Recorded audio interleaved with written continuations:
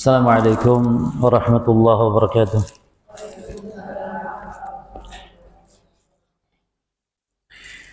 Alhamdulillah rabbil alamin. Wassalatu wassalamu ala Rasulillahil amin wa ala alihi wa ashabihi at-tayyibin at-tahirin wa man tabi'ahum bi ihsanin ila yaumiddin wa sallama tasliman katsira, amma ba'd. Ikhwani fid din wa akhwati fillah, kaum muslimin wal muslimat rahimani wa rahimakumullah. Dalam rangka menyambut bulan Ramadan, kita sudah di pertengahan bulan Sya'ban ini, dan tidak berlebihan kalau bulan Sya'ban disebut sebagai bulan puasa, karena Nabi SAW senantiasa berpuasa di bulan Sya'ban. Kata Nabi SAW ketika beliau ditanya sebab kenapa banyak puasa di bulan Sya'ban, beliau mengatakan, "Dzaka syahrun yaghfulun nasu anhu baina Rajab wa Ramadan." Kata Nabi, bulan Sya'ban itu bulan yang banyak manusia lalai, yaitu antara Rajab dan Ramadan. Wa huwa syahrun turfa'u fihi al-a'malu ila rabbil alamin. Dan bulan Sya'ban bulan dilaporkannya amalan kepada Allah Rabbul Alamin. Wa uhibbu an yurfa'a amali wa ana shaim. Dan saya suka amalan dilaporkan dalam keadaan sedang berpuasa. Demikian pula Ummu Salamah radhiyallahu anha mengatakan, "Ma ra'aitu an-nabiyya sallallahu alaihi wasallam yasumu syahraini mutatabi'aini illa Sya'ban wa Ramadan." Saya tidak pernah melihat Rasul berpuasanya itu 2 bulan berturut-turut kecuali Sya'ban dan Ramadan. Maksud Nabi berpuasa 2 bulan berturut-turut, Sya'ban dilanjut Ramadan, bukan berarti Sya'ban puasa 1 bulan penuh, tapi Sya'ban memperbanyak ibadah saum. Yang sudah berpuasa dari kemarin, walhamdulillah. Namun kalau yang baru memulai tapi sudah masuk nisfu Sya'ban, maka tidak diperbolehkan berpuasa dengan niat puasa Sya'ban, puasa mutlak, tidak boleh. Sebagaimana dalam hadis Nabi SAW bersabda, "Idzan tasafa Sya'ban fala tasumu." Idzan tasafa Sya'banu fala tasumu. Kalau masuk separuh Sya'ban jangan kalian puasa. Kata para ulama, maksudnya puasa mutlak, puasa Sya'ban.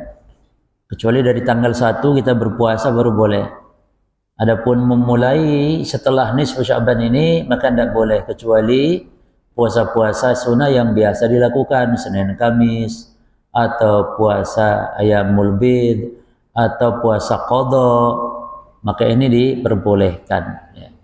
Cuman intinya bulan Sya'ban bulan manusia lalai dari beribadah, maka mari kita menghidupkan ibadah di bulan Sya'ban dengan memperbanyak ibadah, khususnya sebenarnya ibadah saum.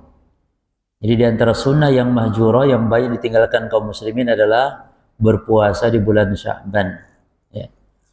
Baik, Bapak Ibu sekalian, sebagai persiapan Ramadan, saya liburkan dulu kajian sirah. Kita bahas tentang kaidah-kaidah penting, kaidah-kaidah fikih berkaitan tentang puasa. Baik, al-qaidatul ula, kaidah yang pertama, la yasihu shaumu illa idza tawafarat syurutuhu wa intafat mawani'uhu. Tidak sah puasa kecuali apabila terpenuhi syarat-syaratnya dan tidak ada penghalangnya. Tidak sah puasa kecuali apabila terpenuhi syarat-syaratnya dan tidak ada penghalangnya.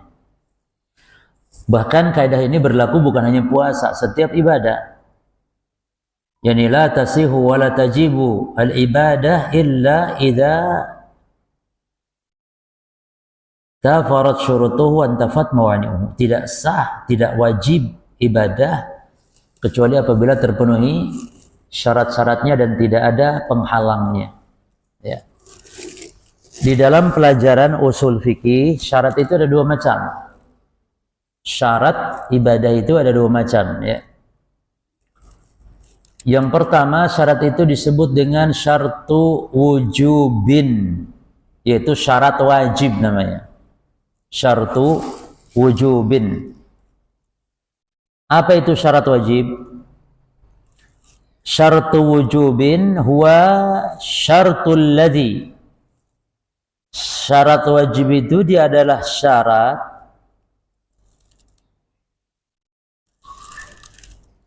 idza fatal wujubu fi dhimmah, yaitu syarat yang kalau terluput, kalau tidak ada, tidak terpenuhi, maka gugur, terlepas, terbebas kewajiban. Itu syarat wujub. Walakin law fu'ilat bila hada syart la sahhatil ibadah. Namun ketika tidak terpenuhi syarat, seandainya ibadah, maka ibadahnya sah. Itu namanya syarat wajib. Sekali lagi, apa itu syarat wajib? Syarat yang kalau tidak ada menggugurkan kewajiban, namun kalau ibadah dilakukan, ibadahnya sah tidak? Ibadahnya sah. Syarat yang kalau tidak terpenuhi maka gugur kewajiban, namun kalau dilakukan ibadahnya sah. Itu syarat apa namanya? Syartu wujubin, syarat wajib. Al-qismu tsani, yang kedua, syarat itu syartu sihhatin. Syartu sihhatin, syarat sah, syarat keabsahan. Apa itu syarat sah? Huwa syartul ladzi la tasihhul ibadati bifawatiha. Huwa syartul ladzi la tasihhul ibadatu bifawatiha. Dia adalah syarat yang kalau tidak terpenuhi, ibadah itu tidak sah. Syarat yang kalau terpenuhi, kalau tidak terpenuhi, syarat yang kalau tidak terpenuhi, maka ibadah itu tidak sah. Kalau syarat wajib ketika tidak terpenuhi sah tidak ibadahnya? Sah. Namun syarat wajib ini adalah syarat yang kalau tidak terpenuhi menggugurkan apa? Menggugurkan kewajiban. Menggugurkan kewajiban. Lalu apa aja syarat puasa? Yang pertama al-Islam. Yang pertama al-Islam. Al-Islam itu syarat apa maksudnya? Untuk ibadah puasa dan juga termasuk ibadah-ibadah yang lain seperti sholat. Cuma yang kita bahas kan syarat puasa. Islam itu syarat apa? Syarat wajib atau syarat sihah? Syarat keabsahan, syarat sah? Syarat wajib, yakni orang kafir tidak wajib puasa. Taib, nek puasa sah tidak? Orang Kristen nek puasa sah tidak? Sah? Tidak sah. Berarti syarat apa namanya? Loh, kalau berarti kalau orang kafir katanya ibadahnya tidak sah. Berarti Islam itu syarat apa? Apa definisinya? Ulangi lagi. Definisi syarat sah apa? Sebuah syarat yang kalau tidak terpenuhi maka ibadah itu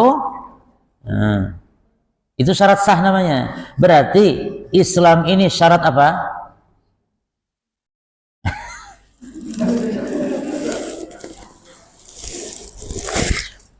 Bapak Ibu, orang Kristen kalau puasa Ramadan, orang Kristen kalau sholat duhur, orang Kristen ibadah nyembah Allah, orang Kristen ya sah tidak? Orang kafir atau orang ateis? Orang ateis sah tidak? Tidak sah. Berarti ini syarat tidak terpenuhi ibadah itu tidak sah. Syarat apa namanya? Syarat sah. Betul tidak? Baik. Sekarang syarat wajibnya. Karena ibadah itu ada yang syarat sah saja, ada yang syarat wajib, dan ada yang dua-duanya. Ya syarat sah, ya syarat wajib. Sekarang Islam itu ditinjau dari satu syarat tadi, syarat sah betul. Karena orang kafir tidak sah kalau ibadah puasa. Sekarang syarat wajib, yakni kalau tidak terpenuhi syarat itu maka tetap sah. Namun dia tetap tidak wajib, namun kalau ibadah tetap sah. Sekarang orang kafir wajib tidak sholat. Hah? Tidak wajib. Salah. Yang benar orang kafir, orang Kristen wajib sholat duhur. Orang Kristen, kafir, Yahudi wajib dia berpuasa Ramadan. Wajib mengeluarkan zakat. Mana dalilnya? Allah berfirman di surah Al-Mudaththir ayat 42. Allah sebutkan tentang orang kafir yang masuk neraka Sakor, ditanya kenapa masuk neraka Sakor? Ma salakakum fis Sakor? Qalu lam nakum minal musallin. Kenapa kalian menempuh yang masuk neraka Sakor? Mereka mengatakan kami tidak sholat. Jadi orang kafir itu wajib sholat. Walam nakun ut'imul miskin, dan kami tidak memberi makan kepada fakir miskin sehingga masuk neraka Sakor, kata orang kafir. Di dalam surah Fussilat ayat 7 juga kata Allah, wailul lil musyrikin alladzina la yu'tuna zakah. Celaka bagi orang-orang musyrik yang tidak mengeluarkan zakat. Berarti ayat-ayat ini menunjukkan orang kafir itu wajib beribadah, wajib sholat, wajib puasa, wajib zakat. Hanya saja harus terpenuhi syarat sahnya itu apa? Apa? Syahadat Islam. Gampangannya ibarat orang yang junub. Orang yang junub, hadas besar, junub, wajib sholat nanti enggak kalau pas adzan duhur nanti? Wajib sholat? Wajib. Kan junub dia. Yang benar bu, wajib sholat enggak orang junub?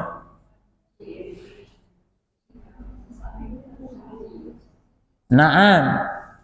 Orang yang junub wajib sholat. Hanya saja kalau mau sholat harus apa? Harus mandi dulu supaya sah.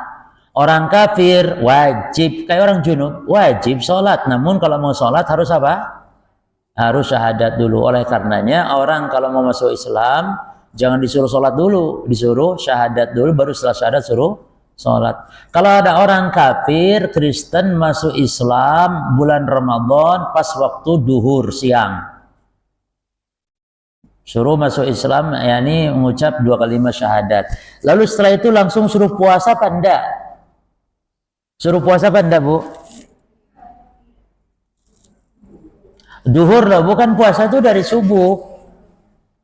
Suruh puasa enggak? Masuk Islamnya duhur jam 1. Hah? Taib. Kaidahnya al-hukmu yaduru ma'ilatihi wujudan wa adaman. Kaidahnya adalah hukum itu berlaku ketika ada sebabnya. Sebabnya ada, hukum berlaku. Tidak ada sebabnya, hukum tidak berlaku. Saat dari subuh sampai duhur, tadi orang itu kafir apa muslim? Kafir. Berarti tidak harus sholat atau puasa.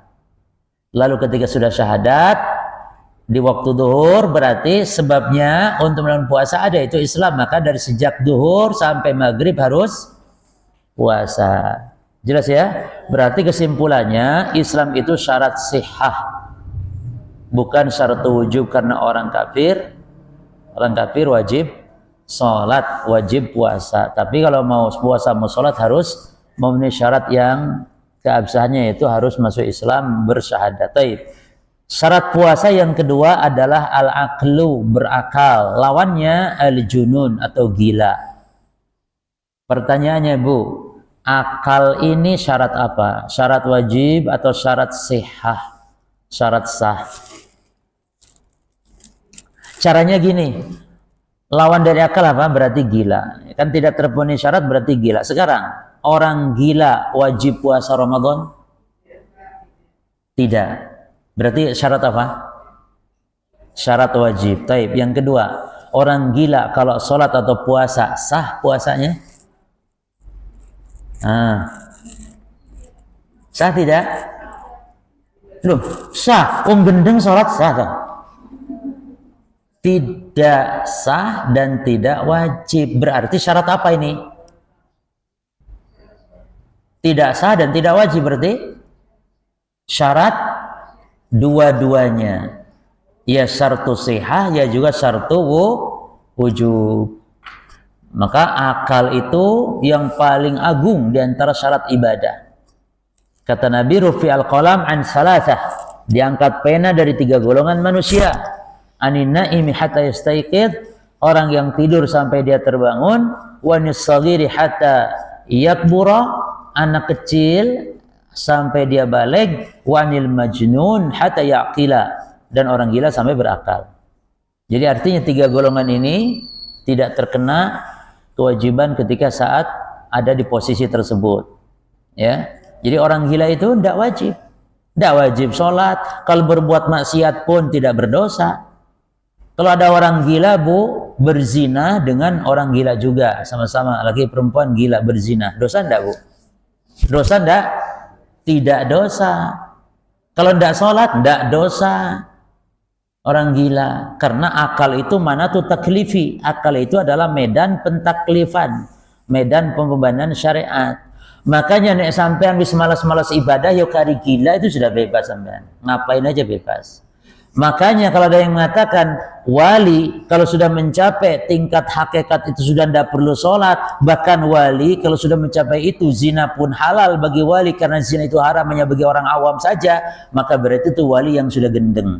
Wali yang sudah gila. Nabi Muhammad saja tahajud sampai bengkak ke telapak kakinya.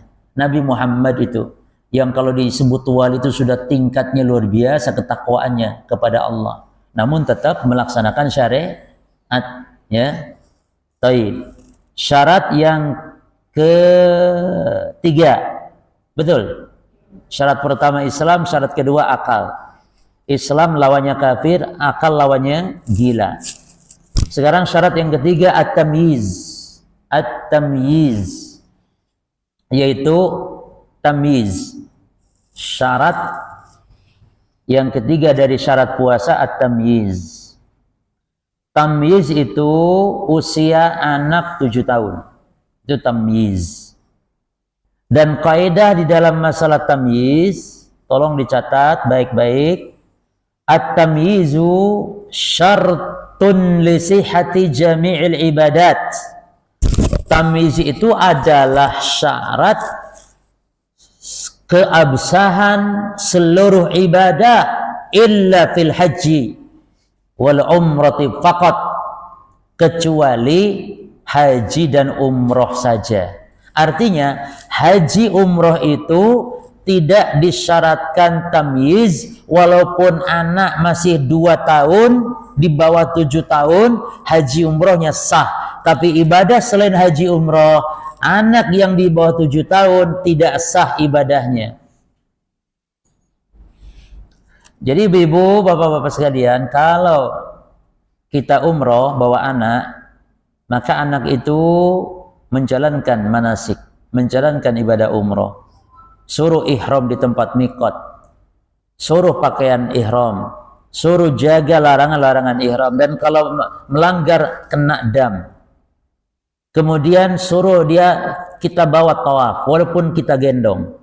Boleh dia jalan, boleh kita gendong, karena tawaf itu cukup dengan digendong. Demikian pula sa'i, kita bawa sa'i, hatta walaupun bayi itu sah hajinya, sah umrahnya, dan pahala bagi orang tuanya.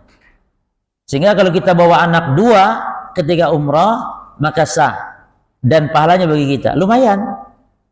Makanya pernah ibu-ibu pernah tanya kepada Nabi di padang Arafah saat Nabi haji wada, ya Rasulullah, alihada haj ya Rasul, anak ini dapat pahala kalau haji? Naam, kata Nabi, walakil ajr, iya, dan kamu yang dapat pahalanya. Jadi tamyiz itu syarat ibadah semuanya, keabsahan ibadah semuanya, kecuali hanya ibadah apa? Haji dan umroh. Tapi anak yang sudah haji atau umroh ketika belum balik, anak yang walaupun belum tamyiz atau sudah tamyiz atau sudah belum balik, maka ketika sudah balik wajib untuk melakukan haji Islam. Apa itu haji Islam? Haji Islam itu haji yang dilakukan oleh seorang muslim pertama kalinya saat dia balik. Dan itulah haji yang wajib, seumur hidup hanya sekali. Itu haji Islam. Jadi haji yang pertama kali dia lakukan saat balik. Berarti kalau hajian masih kecil, umrah masih kecil, dia belum dianggap haji Islam. Sehingga nanti kalau sudah dewasa harus berhaji lagi sebagai haji Islam. Tapi masalah pahalanya dapat kalau haji umrah. Tapi puasa, anak yang belum tamyiz sah tidak puasanya? Tidak sah. Tidak sah. Wajib tidak tambah, tidak wajib. Anak di bawah usia 7 tahun tidak wajib puasa dan tidak sah puasa. Berarti tamyiz itu syarat apa? Tamyiz syarat apa? Berarti syarat dua-duanya. Ya syartu wujubin dan juga syartu sihhatin. Syartu wujub juga syartu sihhatin. Jelas ya? Kalau Islam tadi syarat apa cuman? Syarat sehat saja. Syarat sehat saja. Akal itu sama dengan tamyiz, syaratnya double. Ya syartu wujub, ya juga syartu sehat. Yani orang gila itu tidak wajib puasa, orang gila kalau puasa tidak sah. Termasuk gila Bapak Ibu, termasuk gila itu yang pikun. Jadi yang pikun tidak wajib. Termasuk orang, kalau pikun itu orang sudah sepuh ya, sudah tua, itu pikun lupa. Kadang-kadang sampai lupa kepada anaknya sendiri. Lupa kepada alam sekitarnya kadang. Nah sekarang bukan yang pikun tapi juga yang kadang-kadang hilang ingatannya. Kadang-kadang lupa, kadang tidak sadar ini waktu sudah asar apa belum, ini waktu. Itu juga termasuk orang yang diangkat beban taklif. Jadi panjenengan kalau punya kerabat orang tua yang pikun, nanti tidak usah puasa Ramadan, tidak apa-apa. Dan tidak perlu diqadha. Karena bebas kewajiban ibadah kepada mereka. Kalau maksa puasa ya tidak apa-apa, biarkan. Tapi kalau makan juga kasih saja. Kadang-kadang sadar, saya kira Ramadan tuh aku ya poso. Jangan Mbak, Bu, tidak apa-apa. Mau aku puasa, ya wis tidak apa-apa. Tapi ini aku lapar, mangan, kasih tidak apa-apa. Dan nanti kalau meninggal dunia ya tidak perlu fidyahi, tidak perlu diqodokkan. Kenapa? Karena terangkat. Sebagaimana orang yang gila ketika meninggal maka tidak perlu diqodokkan, tidak perlu difidyahkan. Jelas ya? Makanya Nabi mengatakan tentang tamyiz, Bapak Ibu, usianya berapa tamyiz itu? 7. Nabi mengatakan muru auladakum bisalah wa hum abna'u sab'i sinin. Wadribuhum wa hum abna asyr. Kata Nabi, perintahkan anak kalian sholat ketika usianya 7 tahun dan pukul kalau tidak mau sholat ketika usia 10 tahun. Jadi kata para ulama, kalau di bawah 7 tahun berarti dia tidak ada kewajiban dan juga kalau ibadahnya tidak sah. Sehingga tidak perlu kita nyuruh-nyuruh. Biarkan anak di bawah usia tamyiz, biarkan. Tapi kalau sudah tamyiz, perintahkan walaupun kewajibannya juga belum. Tapi anak yang sudah 7 tahun ketika ibadah sholat atau puasa mereka berpahala. Maka masuk kepada pembahasan syarat yang keempat sekarang. Apa itu syarat yang keempat? Al-bulugh. Al-bulugh. Apa bulugh? Apa bulugh? Balik. Balik. Makanya kalau di istilah kita ini dulu akil balik katanya ya. Akil balik, padahal akil ya akal, lain beda gitu, balik ya balik. Nah sekarang bulug, lawannya bulug ya ini sigor. Sigor itu artinya masih kecil, belum balik. Bapak Ibu saya tanya lagi, bulug ini syarat apa? Syarat wajib atau syarat sah? Syarat wajib atau syarat sah? Betul. Al-bulugh wa syartu wujubin.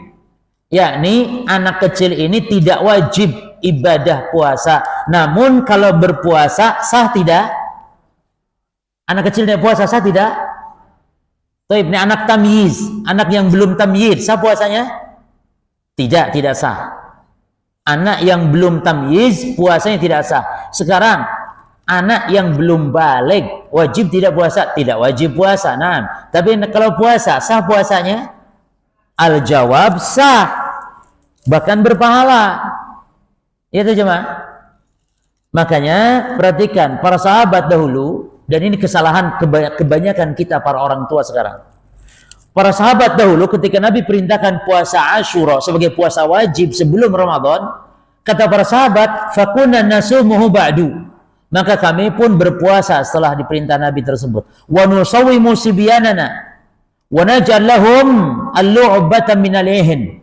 Maka kami pun memerintahkan berpuasa pula pada anak-anak kami dan kami buatkan bagi mereka mainan terbuat dari ihn. Ihn yakni bulu. Kal ihnil manfush, bulu yang berterbangan. Hari kiamat gunung-gunung ibarat jadi mainan terbuat dari ihn. Apa ihn? Bulu. Ya maklum namanya para sahabat dulu sangat sederhana, nggak punya mainan. Dan mainan itu Bapak Ibu tolong perhatikan, mainan itu boleh ya, walaupun gambar makhluk bernyawa. Jadi mainan itu boleh, tidak haram. Yang haram itu adalah gambar atau patung makhluk bernyawa yang dia bukan mainan anak-anak. Adapun mainan anak-anak boleh, walaupun sebagian ulama ada yang melarang. Tapi kalau mainan, misalnya boneka untuk anak-anak perempuan itu boleh, karena mainan. Hatta walaupun dia bisa ngomong, ya. Hatta bisa misalnya mama, mama, hihihi, gitu kan ya. Ya kalau baterainya habis ya habis. Pasang itu boleh.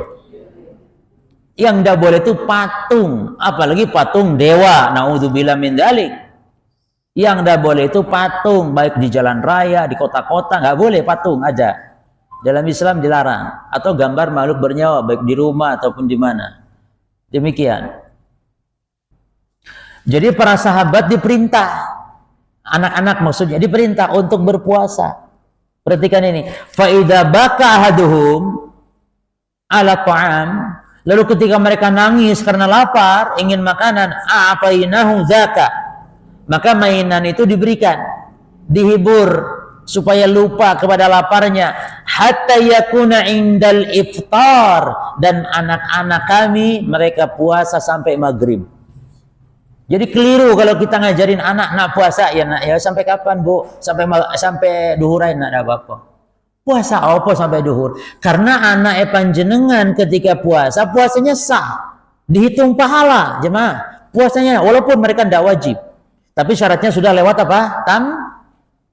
Tamyiz. Nek tamyiz kan tidak sah. Maka tidak usah anak di bawah 7 tahun tidak usah suruh puasa. Kasihan ngapain? Nanti kalau sudah 7 tahun baru ajarkan sholat, perintah sholat, pakai jilbab, ya, pakai cadar pun tidak apa-apa. Tapi anak di bawah 7 tahun pakai cadar ngapain? Anak 2 tahun pakai cadar.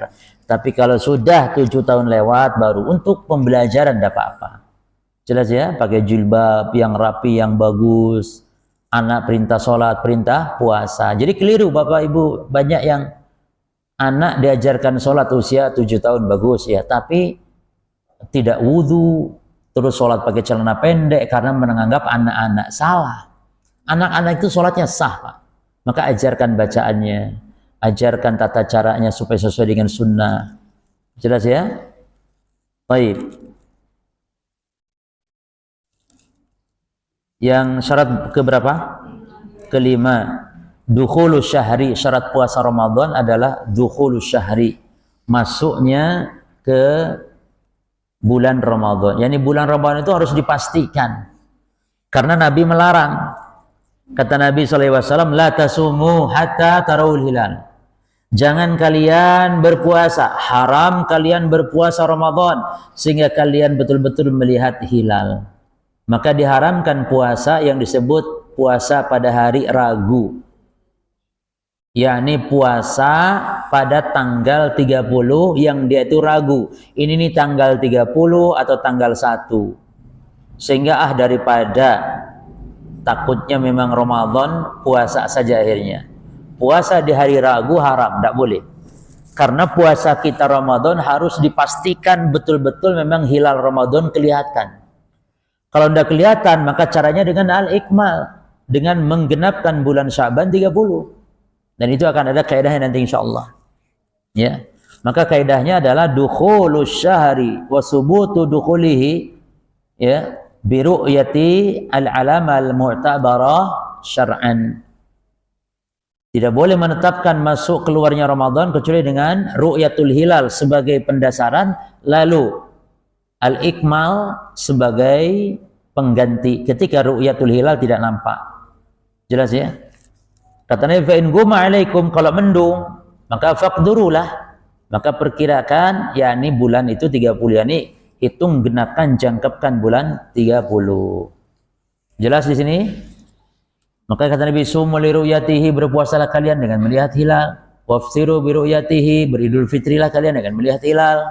Fa in guma alaikum, kalau mendung di antara kalian sehingga hilal tidak nampak, fa'akmilu, maka ikmalkan, sempurnakan iddat Sya'ban, bilangan Sya'ban 30. Artinya tidak ada alternatif yang ketiga, Bapak Ibu. Tidak ada alternatif yang namanya hisab. Maka nanti yang benar adalah kita wajib saya katakan mengikuti pemerintah. Karena nanti kalau ada hilal itu nampak dilaporkan kepada pemerintah penguasa, nanti pemerintah yang mengumumkan. Sehingga seluruh umat Islam di Indonesia atas himbauan pemerintah maka wajib semuanya berpuasa. Taib. Syarat yang ke-6, syarat puasa al-qudrah. Al-qudrah. Lawannya yaitu al-ajaz. Al-ajaz, ain, jim, dan zai. Ajaz. Ajaz itu lemah, tidak mampu. Jadi kudrah itu apa artinya? Kudrah, kemampuan, mampu. Jadi puasa itu wajib bagi yang mampu, yang tidak mampu tidak wajib. Tapi pertanyaan, kudrah, tadi wis kadung disebut apa wis? Kudrah syarat apa?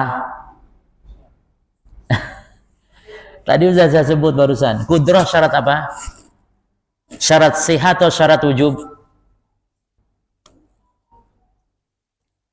Kudrah syarat apa? Artinya orang yang tidak mampu terus dia puasa. Puasanya sah tidak? Loh, masa orang yang tidak mampu, misalnya orang sakit, lalu orang sakit puasa. Orang yang sakit puasa, puasanya sah? Sah. Tapi orang sakit wajib puasa tidak? Tidak. Hah? Nek sakit loh, ya tidak. Berarti syarat apa kudrah itu? Syarat sah? La, syarat wajib. Baik, sekarang kita bahas yang disebut kudrah mampu itu, ya. Lawannya kudrah apa? Lemah, tidak mampu. Nah, tidak mampu itu ada dua macam.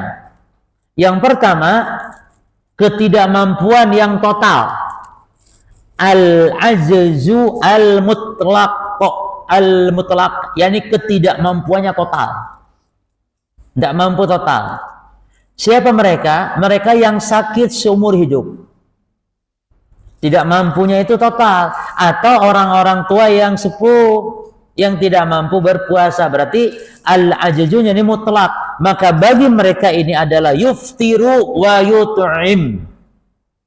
Bagi mereka boleh berbuka namun memberi makan, membayar fidyah. Yang kedua, al-ajz itu mutlaqul ajiz, ketidakmampuan namun sementara.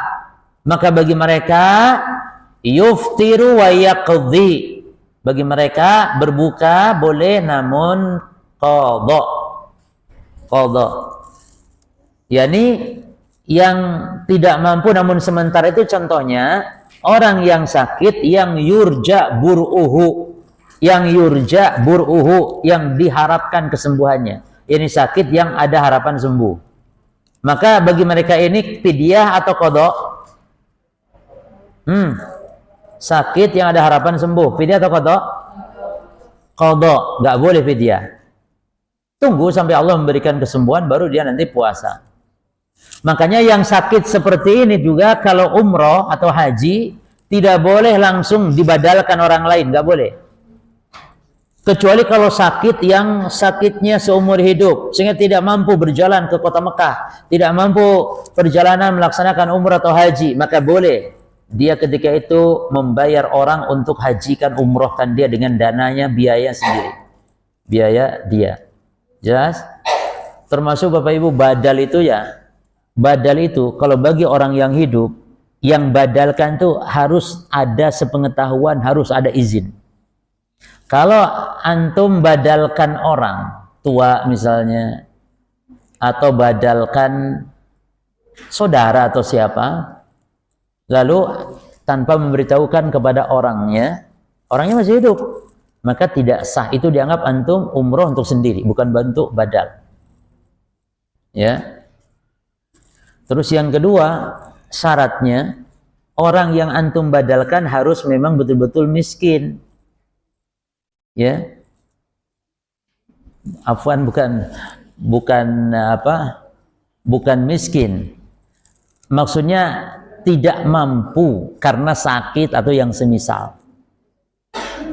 Adapun kalau cuman miskin, perhatikan Bapak Ibu, kalau cuman miskin tidak perlu kita badalkan, karena orang miskin wajib dah haji atau umroh. Orang miskin wajib tidak? Tidak. Kecuali orangnya telah meninggal dunia, maka orang telah meninggal dunia tidak peduli. Tidak peduli mau miskin, mau kaya, tidak perlu izin juga. Izinnya kemana? Datang ke kuburannya gitu, Mbah, permisi sampean tak badal no mbah ya, sampean tak umroh no. Doano putumu iki, budal umroh, doano putumu selamat mbah ya.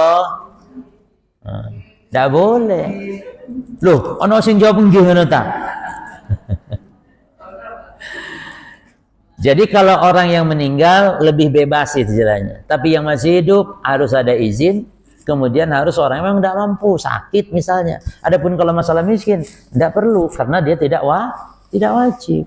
Kecuali kalau sudah meninggal, baru sebagai bentuk kebaikan kepada kerabat kita. Terus badal itu ada khilaf ulama, apakah harus kerabat atau orang lain boleh. Menurut madhab Ibnu Hazm, madhab Dhahiri, karena hadis-hadis itu rata-rata berbicara tentang anak ke orang tua yang badal itu.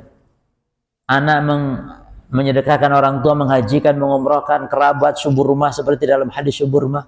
Siapa subur rumah kata Nabi ketika ada orang mengatakan labbaik Allahumma an labbaik hajjan an subur rumah. Kata Nabi, siapa subur rumah? Aqaribun li. Itu kerabat saya Rasul. Oh kata Nabi, haji dulu buat kamu baru kamu sudah haji belum kata Nabi. Kata orang ini belum ya Rasul. Jangan, kamu hajian dulu baru nanti untuk subur rumah. Jadi syaratnya juga harus pernah haji Islam orang yang badal itu. Kemudian juga masalah kerabat gimana? Al-jawab yang benar pendapat boleh walaupun orang lain, tidak harus kerabat. Jadi yang membadalkan tidak harus anak kepada orang tuanya atau kerabatnya, tidak, tapi bebas orang lain pun boleh. Jelas di sini? Baik. Jadi ketidakmampuan itu ada dua ya, ketidakmampuan yang total bagi mereka membayar ya, adapun ketidakmampuan yang cuman sementara maka mereka qadha. Nah sekarang ada dua kaidah penting tentang masalah fidyah atau membayar kafarat berupa makanan. Yang pertama, ukuran kulu it'am fil kafarah, setiap memberi makan sebagai bentuk kafarat seperti fidyah, pemuqaddarun binisfis sa', maka ukurannya setengah sa'. Setiap kafarat makanan maka ukurannya berapa? Setengah sa'. Satu sa' itu ukuran zakat fitrah. Berarti setengah zakat fitrah. Berapa ukuran zakat fitrah? Di antum berapa? Ada yang 3 kilo, ada yang 2,5, ada yang 2,1. Enggak masalah. Kalau antum biasa zakat fitrah 2,5 kilo, berarti fidyahnya berapa? Kalau fidyah 1,4 ya. Kalau 3 kilo berarti 1,5 ya. Terus yang kedua kaidahnya bahwa kullu kaffara fiha it'am fa yukhraju fiha min qutil balad. Setiap kafarat yang memberi makanan maka makanannya itu adalah makanan pokok. Jadi tidak boleh telur ya. Kecuali kalau makanan pokok negeri itu telur. Jadi negeri pemakan telur misalnya. Ini enggak kan, negeri pemakan beras. Itu cuma. Maka fidyahnya apa? Beras. Kalau mentah, tapi kalau mateng cuma nasi, ikan, lauk-lauknya.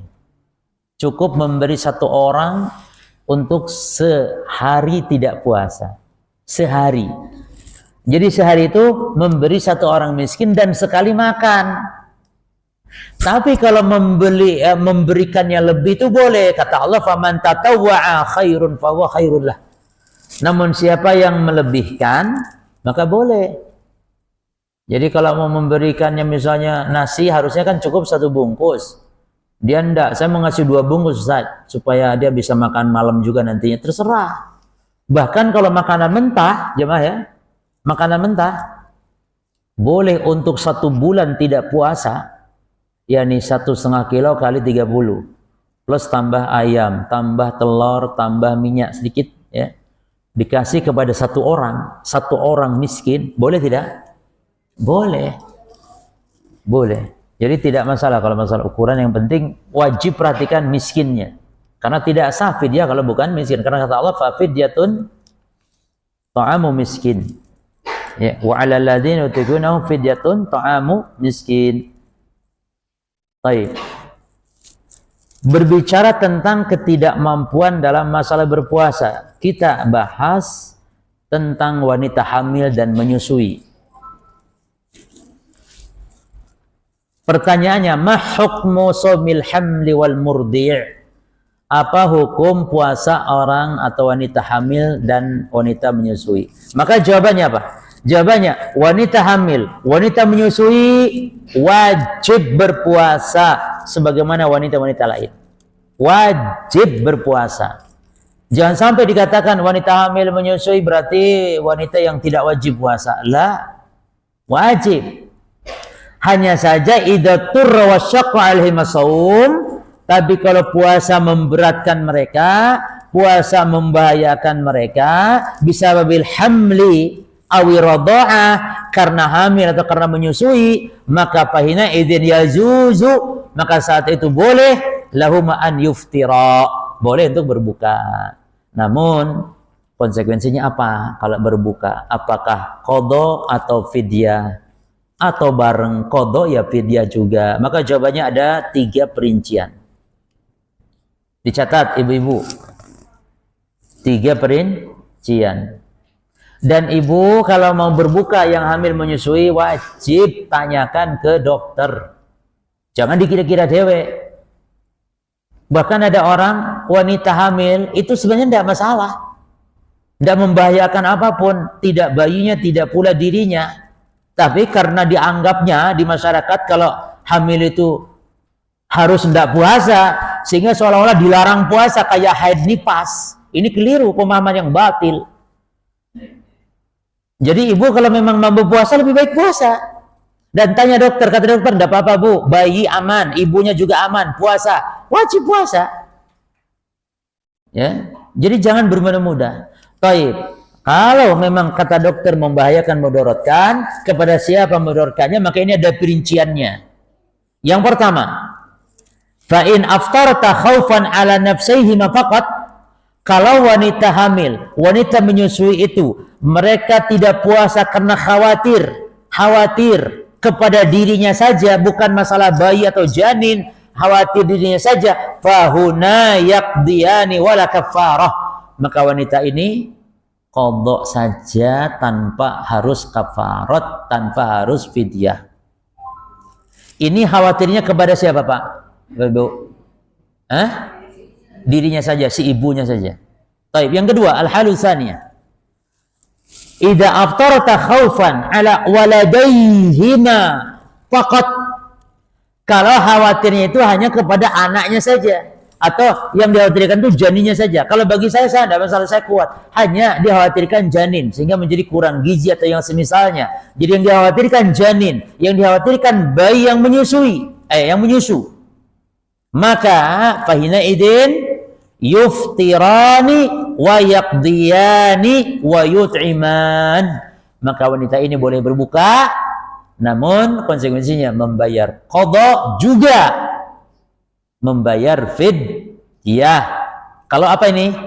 Qadha dan fidyah ini takut hanya kepada anaknya saja. Takut kepada anaknya saja. Jadi kalau takut hanya kepada anak, itu double malah. Fidyah ya qadha.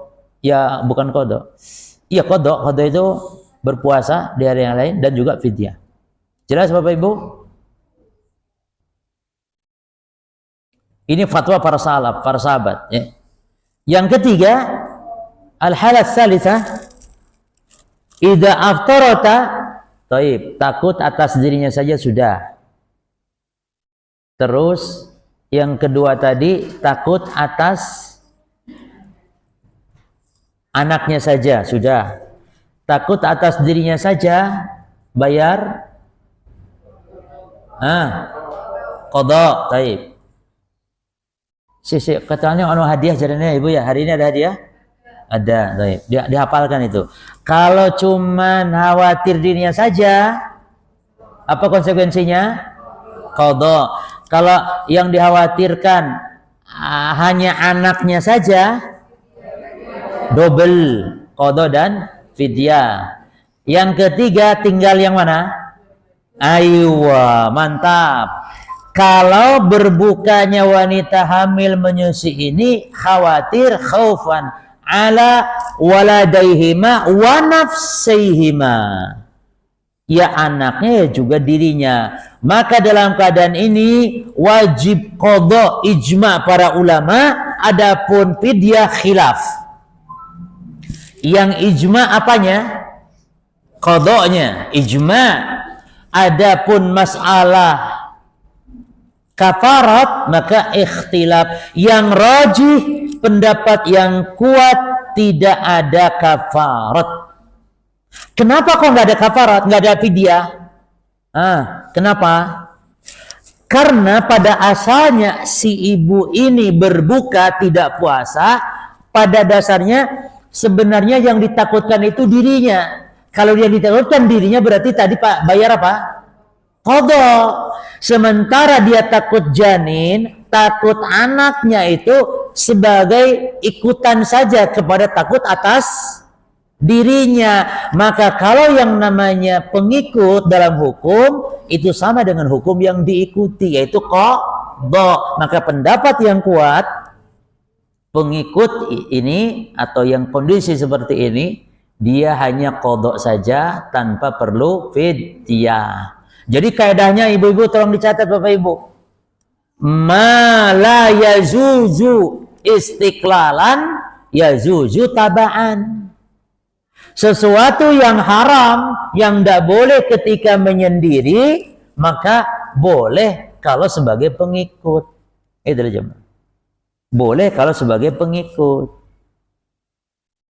Jual beli yang goror itu tidak boleh, tapi kalau sebagai pengikut boleh.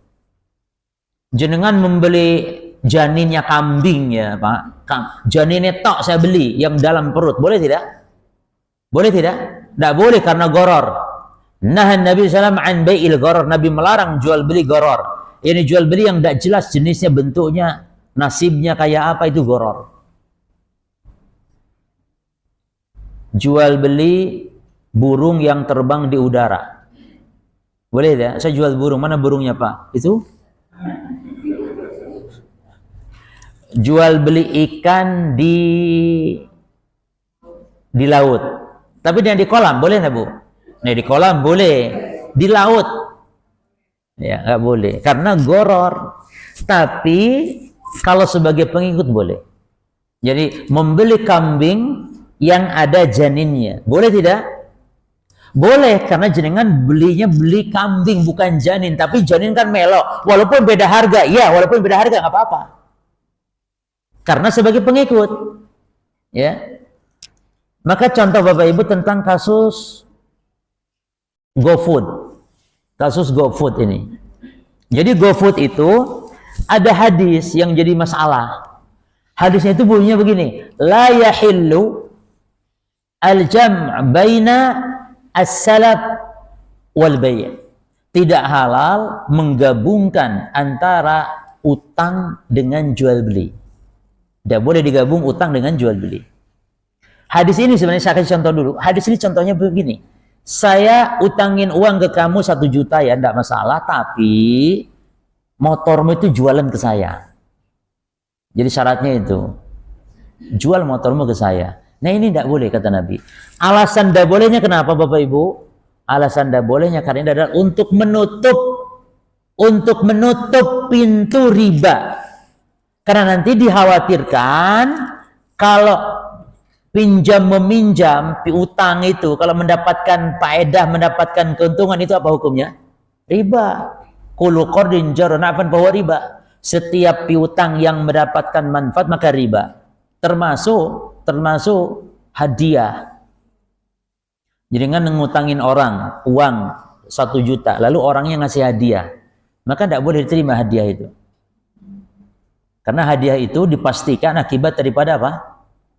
Akibat daripada berterima kasih gara-gara memberi pinjaman. Tapi kalau sebelumnya sudah terbiasa ngasih hadiah ya, sebelumnya, jenengan punya saudara atau punya tetangga pinjam uang ke jenengan.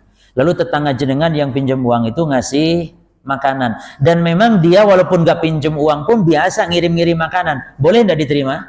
Boleh. Yang nggak boleh itu nggak pernah ngapain ngikuram kirim, giliran pas kemarin dikasih pinjaman kok tiba-tiba. Berarti ini adalah ada unsur. Nah ini yang nggak boleh, itu riba Pak.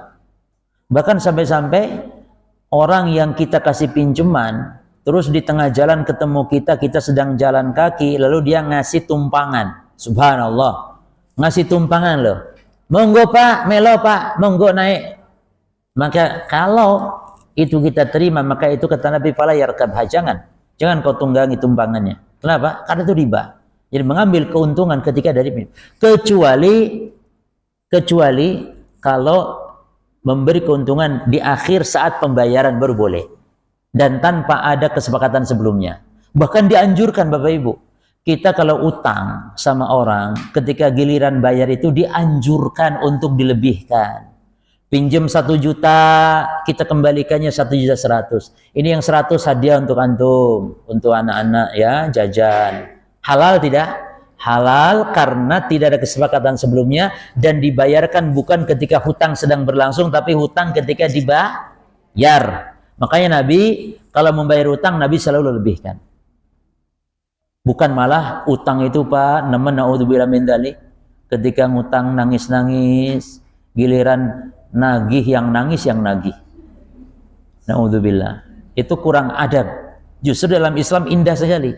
Kita pinjam uang 2, 3, 4 bulan dipakai uangnya saudara kita, bahkan kita pakai modal usaha, lancar kita bisa jualan. Berterima kasihlah, kasih kelebihan. Tapi tidak boleh ada perjanjian. Boleh, tapi nanti baliknya 1.200.000 ya. Nah itu riba. Jelas Bapak Ibu di sini? Taib. Sekarang kembali ke GoFood. GoFood itu gimana? GoFood itu kita butuh makanan kan Pak? Kita cuman malas keluar. Sehingga kita suruh orang, namanya akad ijarah. Ini namanya akad beli jasa. Beli jasa, akad upah tenaga dia. Makanya dikasih upah itu. Ya, dikasih upah berapa, minus 10.000 atau berapa, sehingga itu upah dia. Terus kita kan belum ngasih uang. Sehingga pakai uang siapa dulu? Uangnya dia. Ini katanya namanya pinjam. Betul? Berarti di sini terkumpul enggak? Ada 2 akad. Terkumpul akad pinjam uang ke si GoFood dan akad kita dengan si GoFoodnya, akad apa? Jual beli apa di situ? Jasa. Bukan jual beli makanan. Kita beli makanannya kan si GoFood ke restoran. Jelas di sini? Sehingga hukum GoFood ini sebagian ulama itu dari sisi ini nggak bolehnya, haram. Tapi juga nggak langsung ngomong riba, tapi haram karena dikhawatirkan jatuh kepada riba karena tadi ada hadis. Jelas dulu di sini sampai di sini, jangan protes dulu, jangan. Jelas? Berarti dari satu sisi ini ada ulama yang mengatakan haram. Jelas dulu di sini? Baik. Lalu ada ulama yang mengatakan tidak haram. Sisi mana tidak haramnya, jemaah? Sisi mana tidak haramnya? Baik.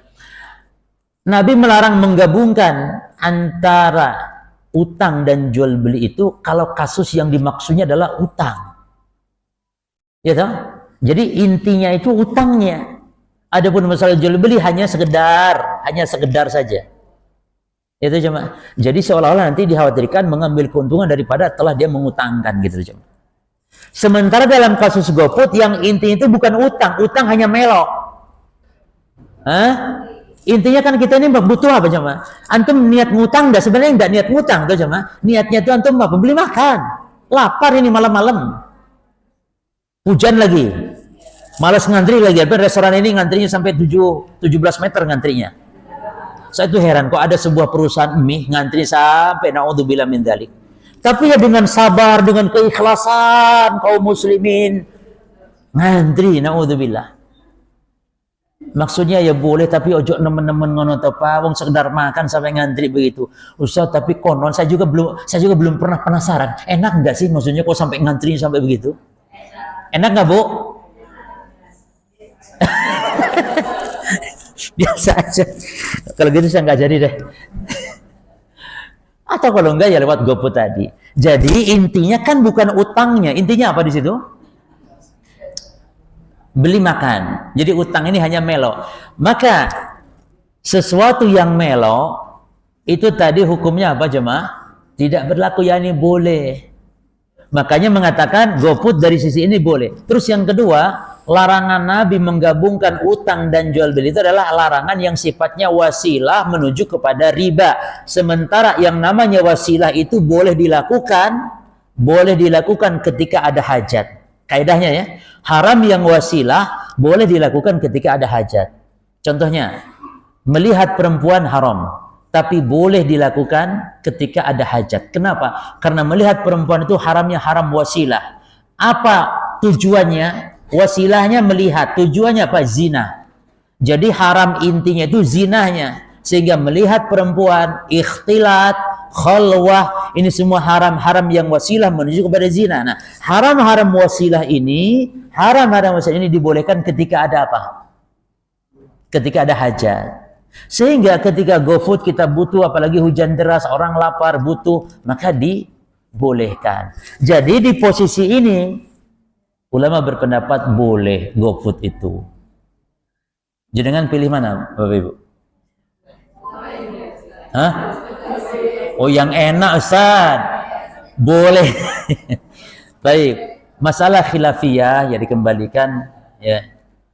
Kita tapi penuntut ilmu harus memilih dalil yang kuat. Tapi Bu, Bapak Ibu, ada satu poin yang harus digaris bawah terkait GoFood sekarang ini yang tapi saya juga nggak tahu ya, harus ditanya kepada si Bapak GoFoodnya, harus ditanya. Atau Ibu ada yang tahu barangkali. Jadi GoFood ini beli ke restoran ya dengan sistem dia, kemudian restoran itu kalau ke GoFood memberikan diskon fee itu 15% misalnya. Jadi kalau harga makanan itu misalnya 10.000 dipotong 15% jadi tinggal 8,5, 1.500 buat GoFood. Tapi nanti dijual si GoFood ke kita konsumen berapa? Sesuai nota? Sesuai nota enggak? Sesuai nota enggak, Bu? Sesuai nota kan? Berarti di sini apa namanya? Nah, di sini ada namanya pengkhianatan. Karena si GoFood kan ngomongin sekian padahal dia sudah dapat fee dari pihak restoran. Jelas ya? Itu saja yang ada problem, ya. Baik, wallahu a'lam. Selesai ini?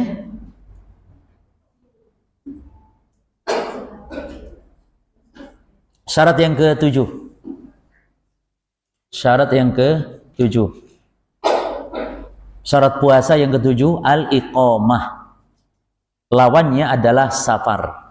Al-iqamah lawannya safar. Apa al-iqamah? Mukim atau tinggal. Pertanyaannya Bu, al-iqamah ini syarat apa dalam ibadah puasa? Syarat sah, yakni maksudnya kalau musafir puasa berarti tidak sah puasanya. Syarat apa al-iqamah? Syarat sah atau syarat wajib? Yani musafir kalau puasa sah tidak puasanya? Sah. Berarti syarat apa? Syarat wajib. Terus berarti musafir wajib tidak berpuasa? Tidak wajib. Terus kalau puasa sah. Berarti syarat wajib bukan syarat sah. Itu syarat wajib bukan syarat sah. Allah mengatakan, "Faman kana minkum maridun aw ala safarin faidatun min ayyamin ukhar." Siapa yang di antara kalian sakit atau safar maka diqadha di hari yang lain. Taib, ikhtilaf, perhatikan Bapak Ibu. Bolehnya musafir berpuasa, bolehnya musafir berbuka, bolehnya musafir tidak puasa, ini ijma para ulama. Ijma para ulama, tidak ada khilaf. Yang khilaf itu adalah mana yang afdal. Ayyuhuma afdal, mana yang afdal bagi musafir, puasa atau berbuka. Jadi khilafiyah ulama itu bukan dalam masalah boleh tidaknya, tapi dalam masalah hal apa? Afdoliyahnya saja. Mana yang afdal, musafir, puasa atau berbuka? Ada 3 pendapat. Ikhtilafal ulama ayyuhuma afdal fi safar, as-saum amil fitru, ala salasati aqwal. Ulama berbeda pendapat kepada 3 pendapat. Al-qaulul awwal, pendapat yang pertama, al-fitru afdalu mutlaqan. Pendapat pertama, yakni berbuka atau batal puasa bagi yang safar itu afdal secara mutlak. Maksudnya safar secara mutlak ini maksudnya safarnya berat ataupun ringan, safarnya capek ataupun enteng, maka yang afdal secara mutlak apa? Yang pertama, berbuka. Ini madhabnya Imam Ahmad. Madhabnya Imam Ahmad. Mana dalilnya? Dalilnya adalah Allah itu cinta, Allah itu suka kalau memberikan rukhsah, rukhsah itu diterima kita sebagai hamba. Bentuk rasa terima kasih gitu dari hamba kepada Allah ketika Allah memberikan rukhsah. Sebagaimana dalam hadis kata Nabi, innallaha yuhibbu an tutaru khasuhu kama yuhibbu an tutraka ma'siyatuhu. Allah itu sungguhnya Allah itu suka kalau rukhsahnya diterima, sebagaimana Allah suka, Allah cinta kalau maksiatnya ditinggalkan. Dan juga Nabi mengatakan, alaikum bi rukhsatillahi ta'ala, alaikum bi rukhsatillahi allati rakhasalakum. Ambillah oleh kalian rukhsah dari Allah yang Allah telah ringankan kalian. Demikian pula dalam hadis kata Nabi, laisa minal bir, bukan kebaikan, asyamu fi safar, berpuasa saat safar. Jadi dengan hadis-hadis ini Imam Ahmad berdalil, berarti bagi musafir yang afdal secara mutlak itu apa? Berbuka. Baik. Al-qaulus tsani, pendapat yang kedua, as-saumu afdalu mutlaqan. Kalau yang pertama al-fitru, sekarang as-saumu afdalu mutlaqan. Wa huwa qaulu Syafi'i. Wa huwa qaulu asy-Syafi'i. Coba tolong terjemahkan. Pendapat yang kedua, as-saumu afdalu mutlaqan wa huwa qaulu Syafi'i. Coba terjemahkan. Berpuasa itu lebih afdal bagi musafir secara mutlak, dan dia adalah pendapat siapa?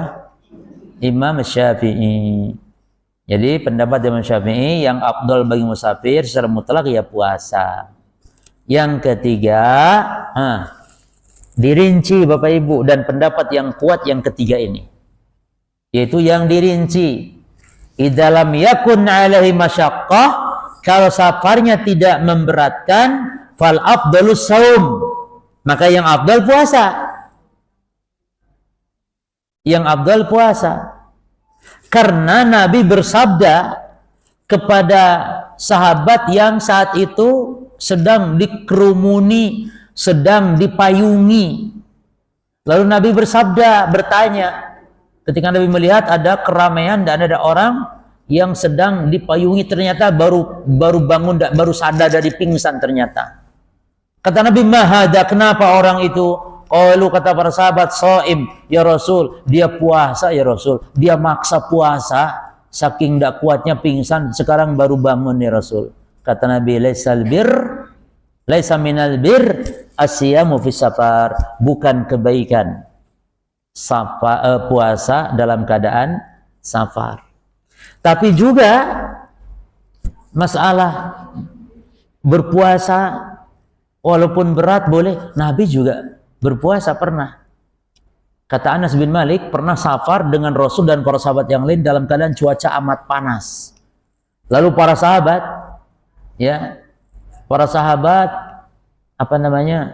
pada tidak berpuasa semuanya. Karena cuaca amat panas. Ya. Bukan Anas, sahabat Abu Darda. Sahabat Abu Darda bercerita. Sangat panas cuacanya. Wa inna rajula yadau yadahu ala rasi min syiddatil har, sampai-sampai orang-orang itu meletakkan tangan di kepalanya begini saking panasnya.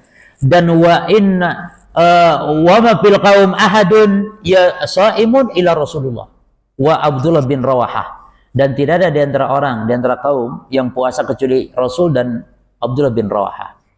Maka atas dasar ini berarti berpuasa juga Rasul walaupun berat. Ya jemaah. Cuman pendapat yang mengatakan tadi dirinci, kalau berat puasanya ya berpuasa sebagaimana kebanyakan para sahabat saat itu. Adapun Rasul memang punya kekuatan tersendiri. Namun kalau ringan, yang afdol bagaimana Pak? Kalau ringan, saparnya kalau cuman Surabaya Malang, itu kan ringan. Boleh nggak jamak qashar? Boleh. Tapi kalau giliran puasa Ramadan gimana? Afdolnya gimana? Surabaya Malang? Puasa yang afdol karena ringan lah, nggak terlalu. Apalagi kalau dari Surabayanya, dari Juanda naik pesawat ke Malang, misalnya, malah lebih ringan lagi. Sehingga bagi musafir seperti ini afdol berpuasa dengan 4 alasan. 1, itulah perbuatan Nabi. Nabi itu walaupun panas, berat, capek tetap puasa. Yang kedua, asra' fi ibra'id dimmah, lebih melepaskan beban apa? Beban utang istilahnya. Kalau buka kan nanti harus bayar qadha. Yang ketiga, ashal, lebih mudah alal mukallaf bagi orang yang berpuasa karena di bulan Ramadan, sehingga puasanya rame-rame sama umat Islam.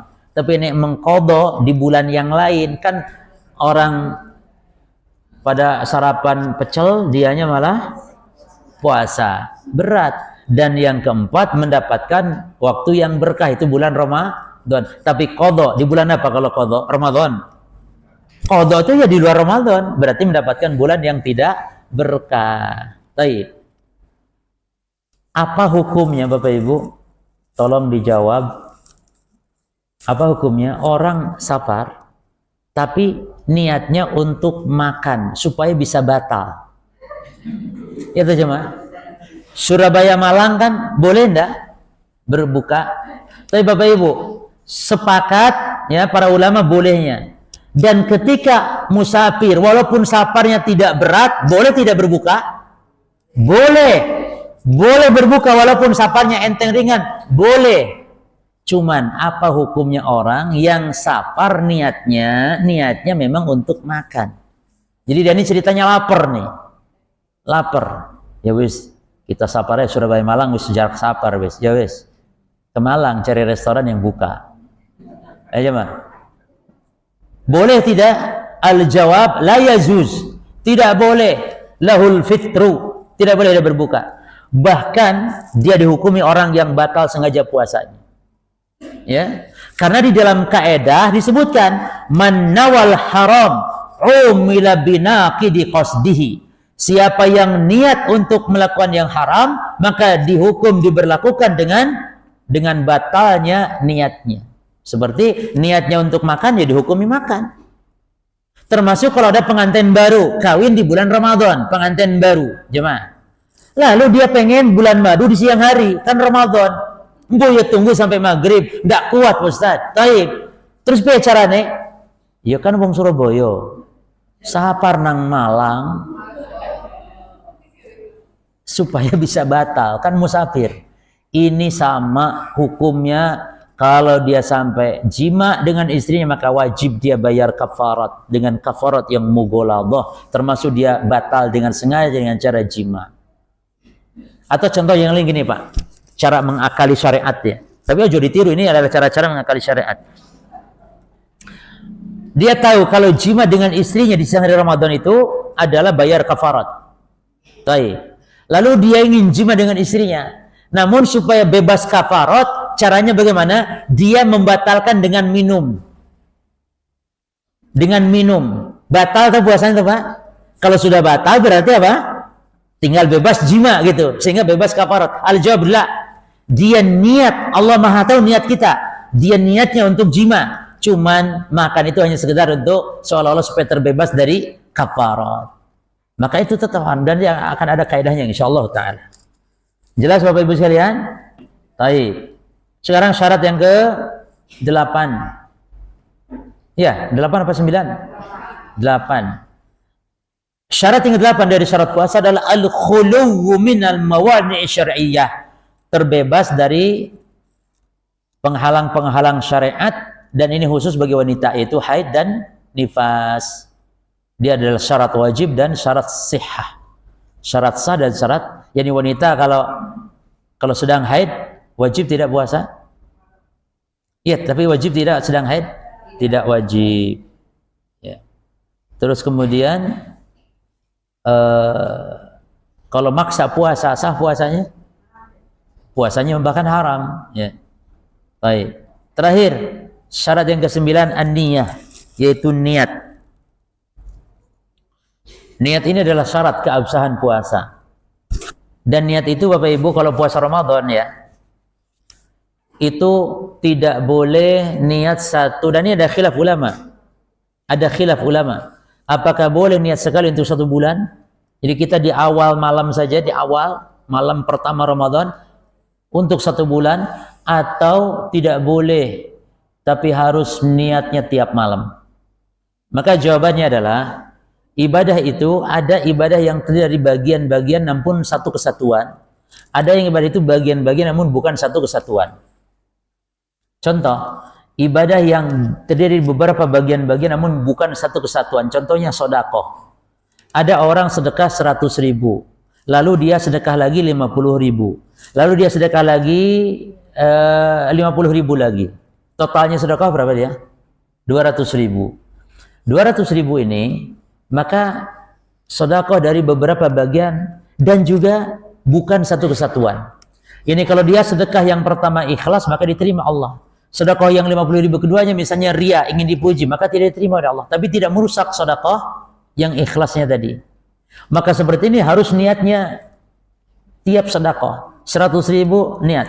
Nanti yang 50.000 lagi harus niat lagi. Nanti berikutnya niat. Karena ibadah yang berbeda-beda dan juga bukan satu kesatuan. Ada ibadah itu yang terdiri dari bagian-bagian namun satu kesatuan. Contohnya sholat. Sholat itu satu kesatuan, tapi dia berbagian-bagian. Ada 1 rakaat, ada 2 rakaat, 3 rakaat, ya kan?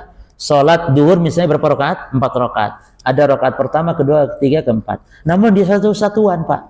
Maka niatnya kalau satu kesatuan cukup dari awal saja untuk sekali sholat. Tidak perlu tiap rakaat kita niat. Rakaat pertama niat, nanti masuk rakaat kedua niat lagi juga. Makanya kalau kita membatalkan di rakaat yang keempat terakhir misalnya, maka batal semuanya atau cuma rakaat keempat yang batal? Semuanya batal.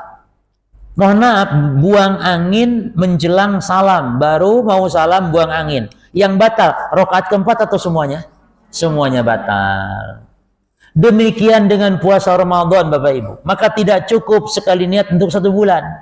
Karena ibadah Ramadan memang ibadah yang terdiri dari bagian-bagian, ada hari ke-1, 2, 3, namun itu bukan satu kesatuan tapi berbeda-beda. Makanya kalau jenengan atau ada orang yang puasa di hari pertama, hari kedua puasa, alhamdulillah. Hari ketiga mokel. Tahu mokel, Pak? Batal dia sengaja. Pengaruh enggak kepada puasa sebelumnya?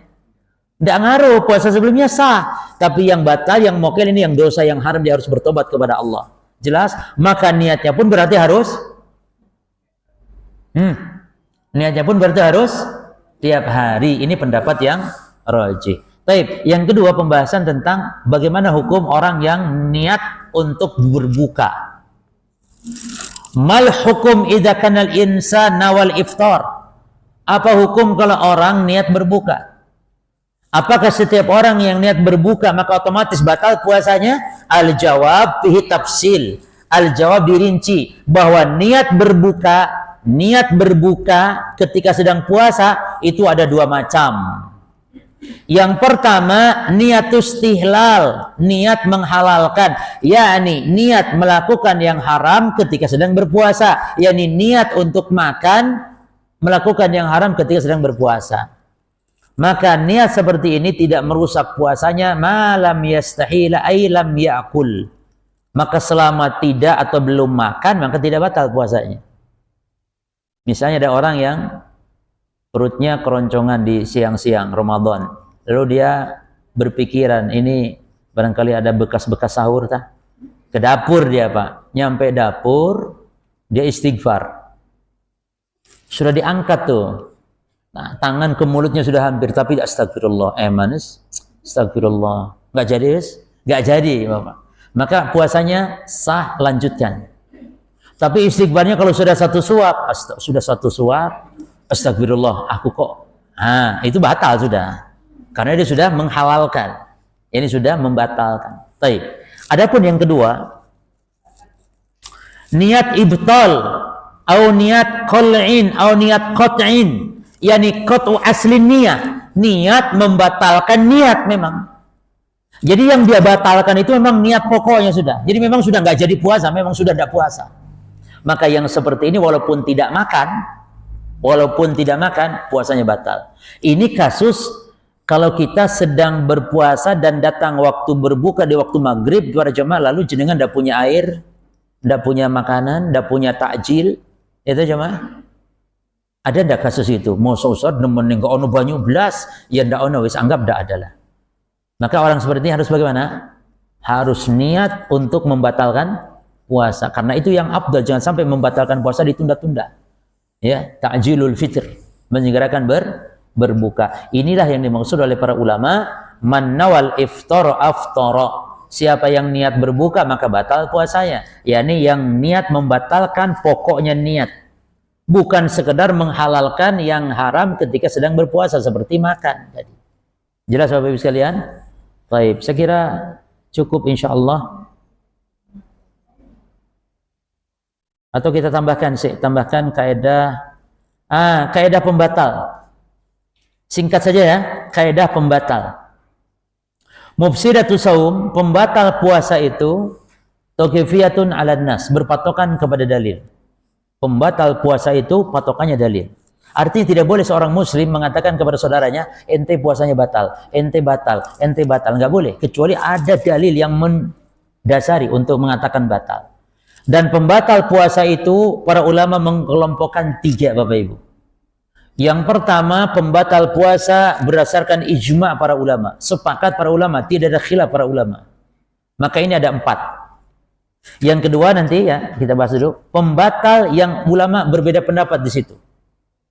Pembatal yang ulama berbeda pendapat. Dan yang ketiga, pembatal yang pada hakikatnya itu bukan pembatal, hanya disangka oleh masyarakat awam sebagai pembatal, padahal bukan pembatal. Jadi ini 3 kelompok. Yang pertama dulu, pembatal yang ijma'. Dan sikap kita bagaimana para jemaah? Sikap kita wajib mengikuti ijma' dan tidak boleh menyelisihinya. Dan wajib untuk mengingkari orang yang menyelisih ijma'. Apa pembatal puasa yang ijma' para ulama? Yang pertama, yang paling besar dulu adalah al-jima'u bisyartihi. Jima' dengan syaratnya. Apa syaratnya? Nanti di kaidah berikutnya ada sebenarnya. Syaratnya 3. Jima' itu pembatal kalau terpenuhi syaratnya. Apa syarat yang pertama? Syaratnya dikrun, ingat. Berarti kalau lupa, tidak batal. Masa ono Ustaz jima' kok lali? Ono Bu. Ramadan hari pertama, yo lali. Yo istrinya lali, suaminya lali. Ya. Yang kedua, ilmun, tahu hukumnya. Dan yang ketiga, iradah, disengaja. Sehingga kalau dipaksa, jadi kemauannya sendiri itu iradah. Sehingga kalau dipaksa, jima dipaksa, batal tidak puasanya? Jemaah, batal tidak? Tidak batal.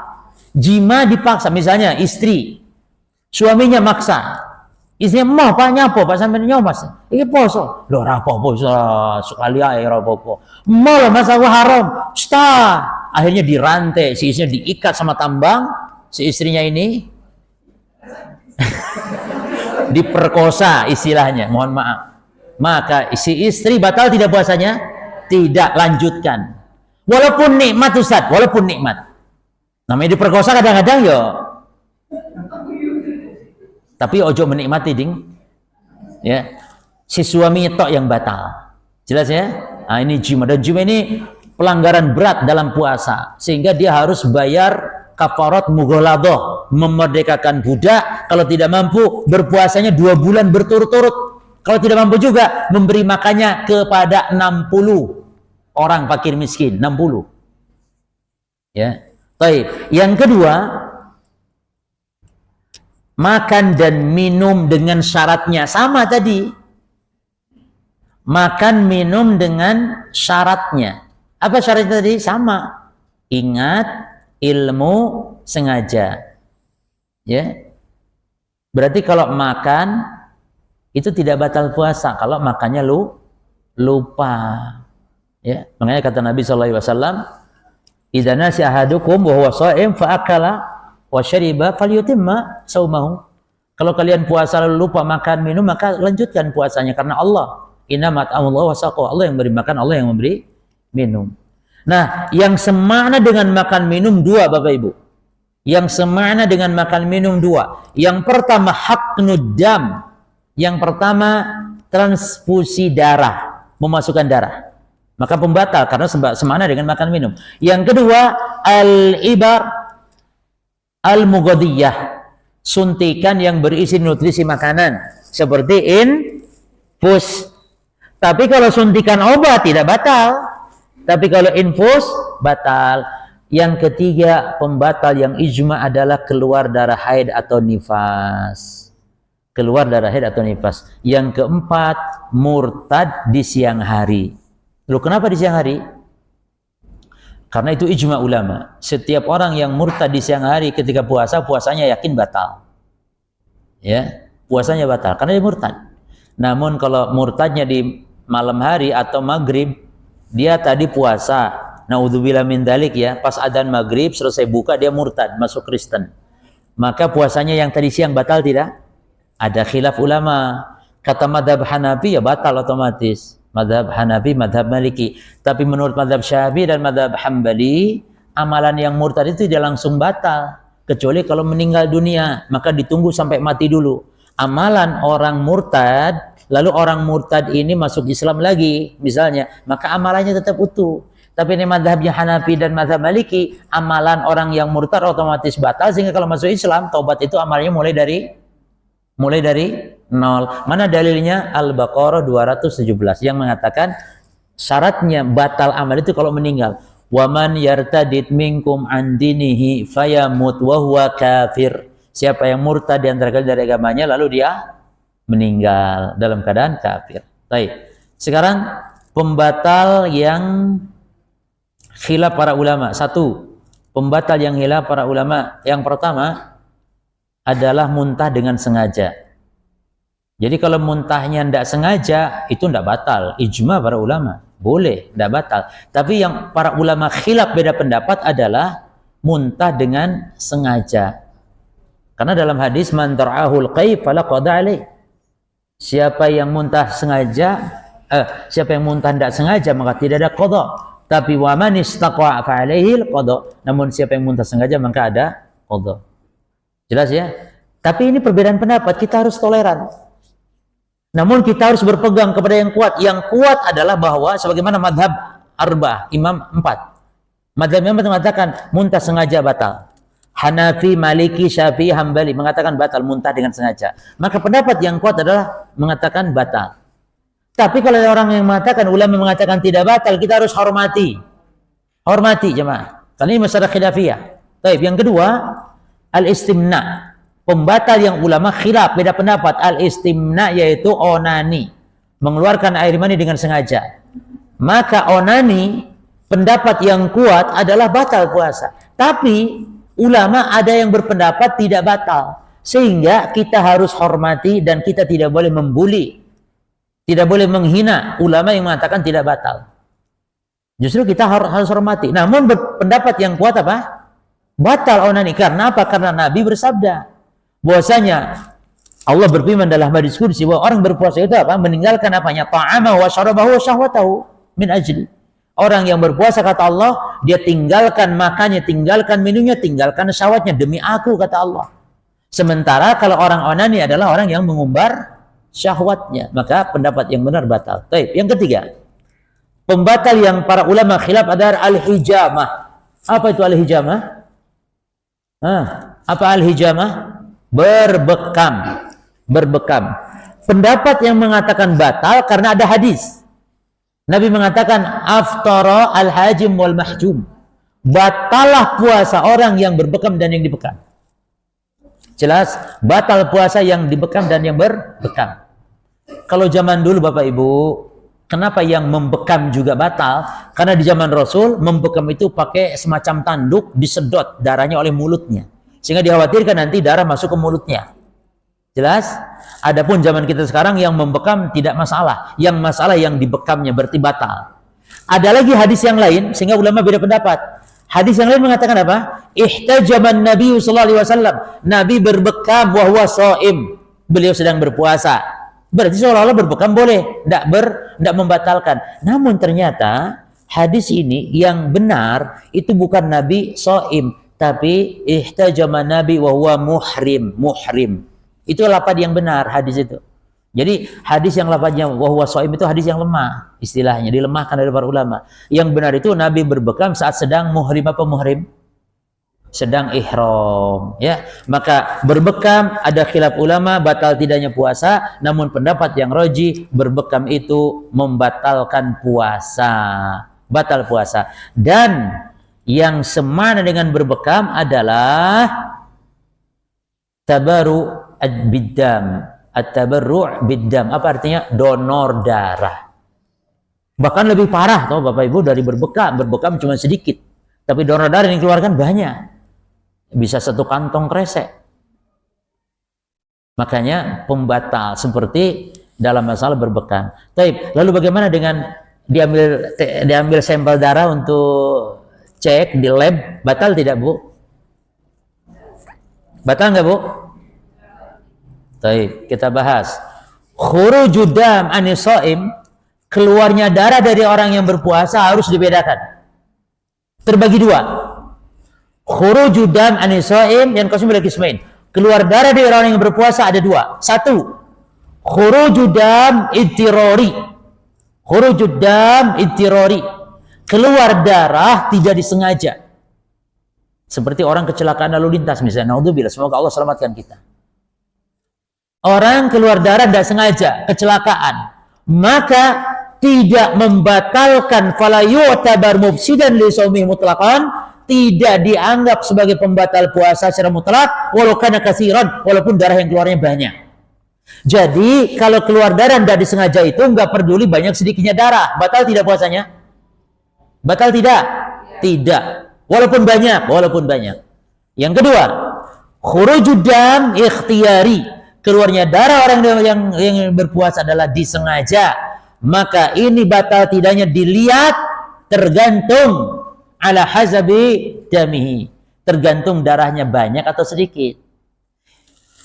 Kalau darahnya banyak, ya, maka kana makharaja yasiran. Kalau darah keluarnya sedikit, maka falyutabar mufsidan li shaum, tidak dianggap pembatal kalau sedikit. Namun kalau banyak, maka dianggap pembatal. Makanya kenapa donor darah batal? Karena disengaja kan? Darahnya banyak atau sedikit? Banyak. Terus kira-kira di lab sampel darah batal tidak? Kenapa tidak? Kan disengaja. Iya, karena kalau disengaja dilihat banyak sedikitnya. Jelas Bapak Ibu? Baik, saya kira cukup insya Allah. Atau tambah 1? Cukup ya? Baik. Tapi penting saya sampaikan Ibu, tambah 1 sedikit saja. Lubang manusia yang dianggap sebagai masuknya sesuatu ke perut melalui tenggorokan itu adalah yang dianggap itu adalah hidung dan mulut. Hidung dan mulut. Maka apa saja yang masuk melalui hidung dan mulut, maka batal puasa baik makanan ataupun bukan makanan. Jelas? Apa saja yang masuk ke hidung atau mulut, dilihat enggak jenisnya makan atau bukan? Tidak dilihat. Apa saja yang masuk membatalkan puasa. Tapi kalau masuk ke selain hidung dan mulut, maka dilihat. Kalau makanan batal puasa, kalau bukan makanan tidak batal puasa. Paham ini apa sekali lagi? Sekali lagi. Sesuatu yang masuk ke hidung dan mulut, maka nggak peduli apapun yang masuk batal puasa. Hidung dan mulut.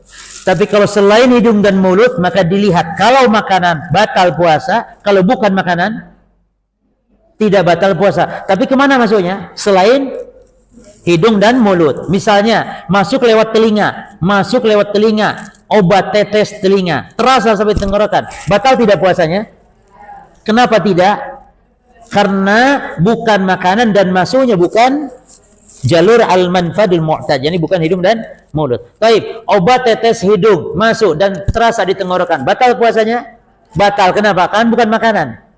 Walaupun bukan makanan karena masuknya lewat hidung dan mulut. Pasien harus operasi jantung, lalu dokter memasukkan selang ke mulutnya. Masukkan selang ke mulutnya. Si pasien yang mau dioperasi jantung ini batal tidak puasanya?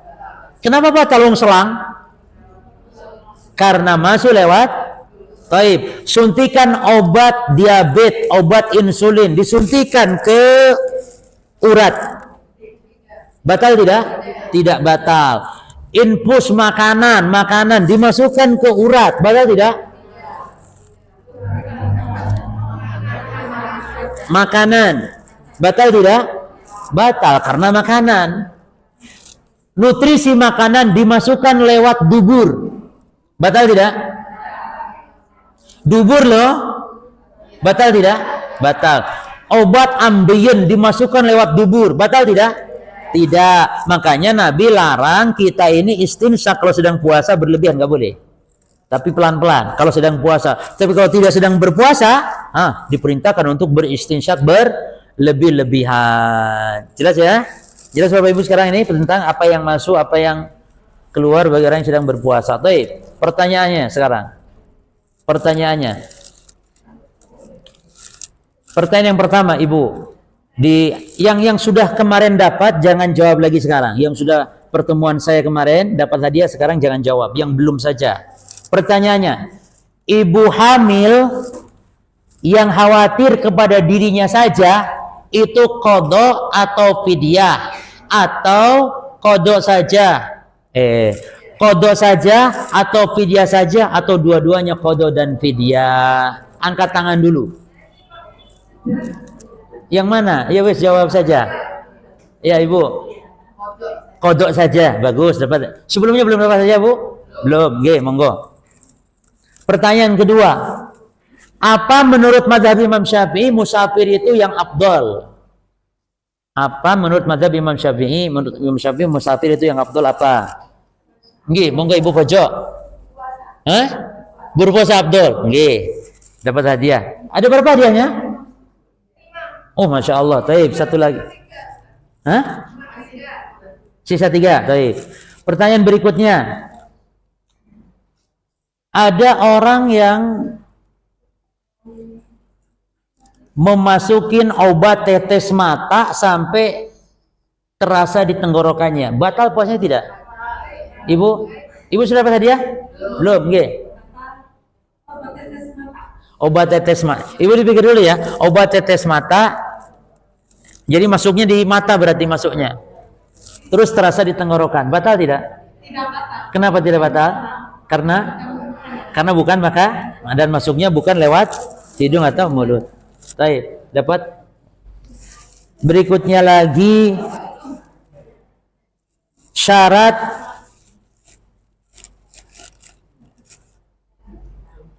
tamyiz.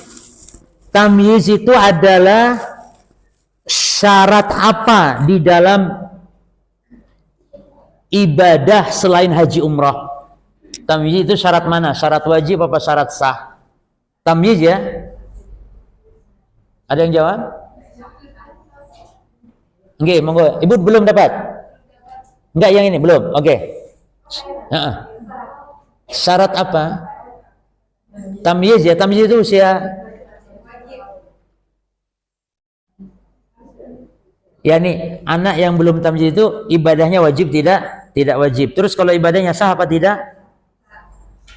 Anak ya umur 5 tahun. Tidak. Berarti syarat apa? Syarat dua-duanya ya, syarat wajib dan juga syarat Sah. Baik, kasih hadiah. Ibu. Habis? Masih kurang berapa? Kasih kepada ibu ini 1. Kurang berapa sekarang? Ya, baik, kurang 1, Ibu. Kurang 1 pertanyaannya.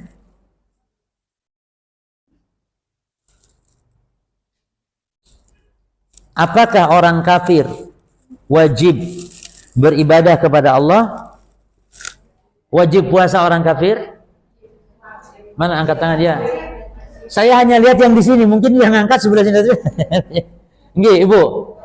Wajib. Mana dalilnya, Bu?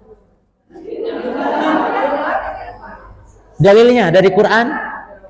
Allah bertanya kepada yang ada di neraka Sakor, apa katanya? Hah? Al-Mudaththir 42. Ma salakakum fi saqar. Nggih, monggo dikasih hadiahnya.